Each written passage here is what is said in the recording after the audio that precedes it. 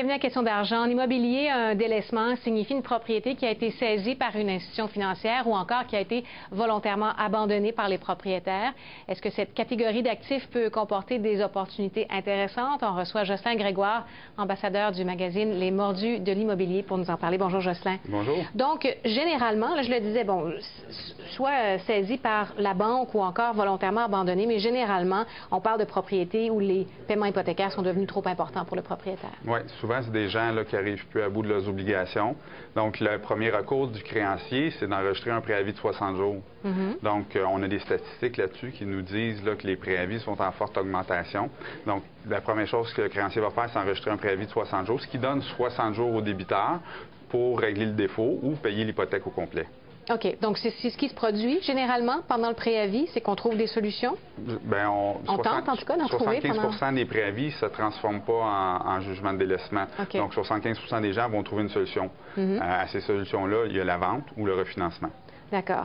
Et, bon, si on veut, justement, ça nous intéresse, cette catégorie d'actifs en tant qu'investisseur immobilier, on veut des statistiques là-dessus, on les obtient où? Bien, les investisseurs immobiliers, s'ils veulent avoir des statistiques là-dessus, il y a plusieurs groupes qui les rassemblent. Premièrement, il y a le registre foncier. Là, c'est le registre où tous les liens qui sont enregistrés sur des immeubles sont enregistrés. Si on va aller plus précisément, il y a des moteurs de recherche comme JLR ou GDL Crédit Ressources qui vont fournir ces informations-là. On a la chance d'avoir les statistiques, justement, de GDL Crédit Ressources. Pour les derniers mois, oui, on apprend quoi? Pour les derniers mois. Donc, ce qu'on apprend, c'est que dans le premier tiers de l'année 2015, il y a eu 3412 préavis d'enregistrer au registre foncier. Donc, si on regarde les 3 dernières années, 2015, 2014, 2013, c'est environ 200 de plus à chaque année. Donc, il y a une nette progression. C'est tranquillement, là, mais ça monte à toutes les années. Ce sont les données générales pour le Québec? Oui. OK.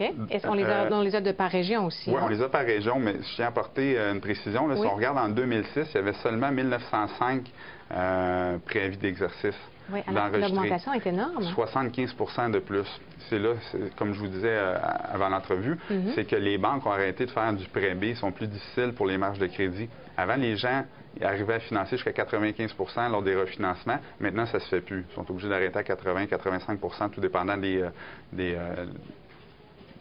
institutions avec qui ils vont faire affaire. Donc, c'est ce qui explique selon vous? Parce que les taux d'intérêt, quand même, sont bas. Les taux sont très bas. C'est les critères pour arriver à se qualifier sont plus difficiles pour les consommateurs. Dans les années 2000, c'était facile pour un consommateur d'aller en vacances, de loader ses cartes de crédit, d'avoir plusieurs petites dettes. Puis une fois par 3-4 ans, quand on suit souvent le registre foncier, on le voit bien, là, il y avait un refinancement qui se faisait avec l'institution financière parce que les maisons prenaient de la valeur très rapidement. Maintenant que le marché stagne un petit peu plus possible de faire ça. En plus, les critères se sont resserrés. C'est important qu'ils soient resserrés. Ça oblige les gens à faire de l'économie puis à grossir l'équité sur leurs immeubles. Est-ce qu'il y a des régions qui sont davantage touchées? Oui. Bien, ça se ressemble partout, mais on sait que la grande région de Montréal, là, on parle à peu près de 15 à 20 du marché là, des préavis. Donc, à Montréal, le premier tiers de 2015, 624, donc 18 du marché à peu près. Laval-Laurentide, 698 pour à peu près 20 du marché. Un petit peu moins à Montérégie, on ne sait pas pourquoi. Montérégie-Rive-Sud, 491 pour 14 du marché. Mais c'est quand même stable. Puis, le pourcentage se reflète 2014 et 2011, c'est sensiblement le même. De ces préavis-là, si on va voir au troisième tableau, on va voir qu'il y a des délaissements. Grosso modo, c'est à peu près 25 des préavis qui finissent par être un délaissement. Donc, la moyenne des délaissements d'avril 2014, c'est un fait qui est assez particulier. Puis la moyenne des délaissements d'avril 2015, on est passé de 165 000 à près de 190 000. Donc, la valeur des immeubles a augmenté. Ça, ce que ça dénote, c'est que probablement qu'il y a des maisons de haute valeur. Même les gens qui sont plus fortunés n'arrivent plus à se refinancer puis à trouver du nouveau financement là, via les institutions conventionnelles. Donc, ils sont obligés d'aller vers des solutions alternatives. Là. Donc, en tant qu'investisseur, à la lumière de ces chiffres-là, quelle est l'action à poser? Bien, si ça pour nous un investisseur, les opportunités que ça peut amener, bien, la première, c'est pour les gens qui veulent faire du flip. Ces gens-là sont en difficulté. Souvent, c'est des maisons qui vont en manquer un petit peu d'entretien. Si on manquait un petit peu d'entretien, bien là, il y a un potentiel, comme je disais à la dernière capsule. Le potentiel de développer de ces immeubles-là, c'est qu'ils ont manqué un petit peu d'amour, besoin de nouvelles toitures, peut-être changer les portes et fenêtres. Donc là, il y a un potentiel à aller chercher.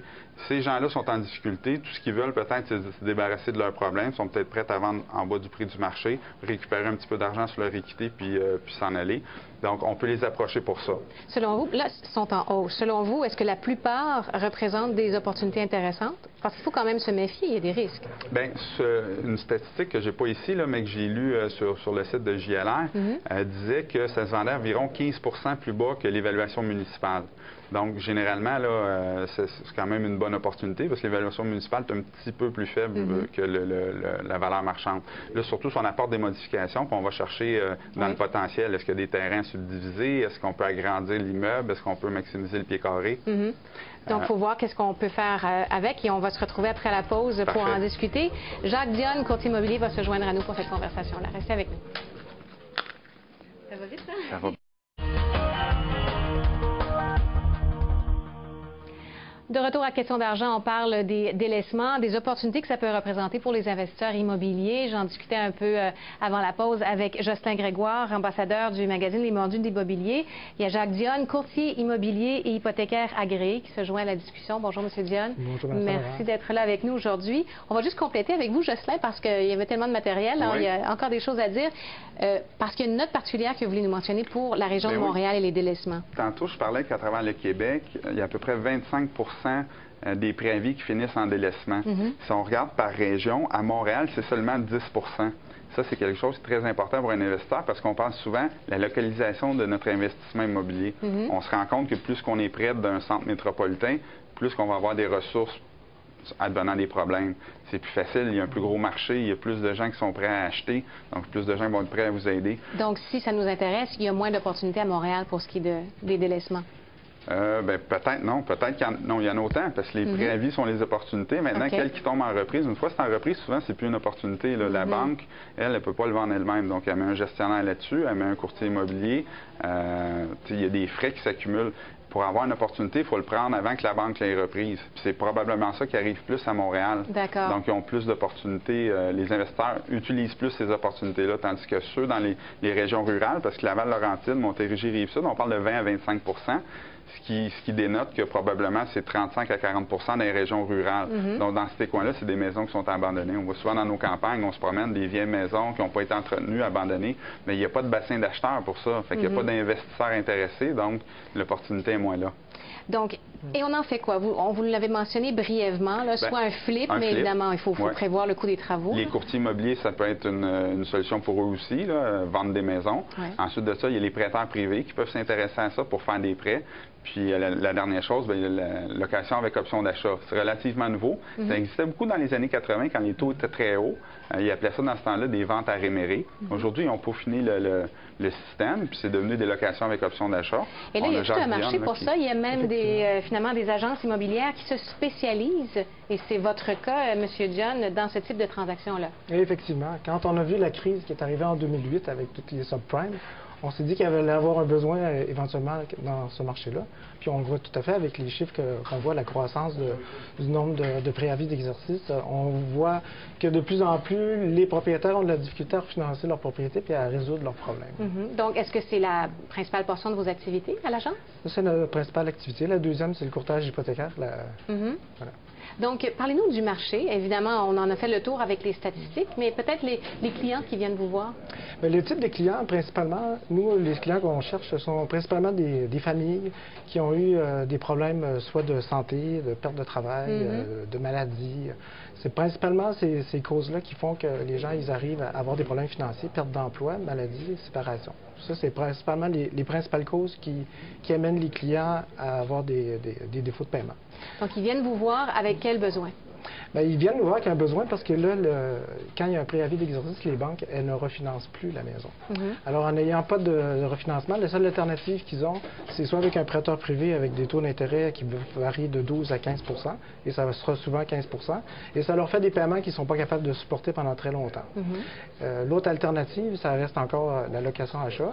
C'est une façon de vendre la maison, de continuer à occuper sa maison.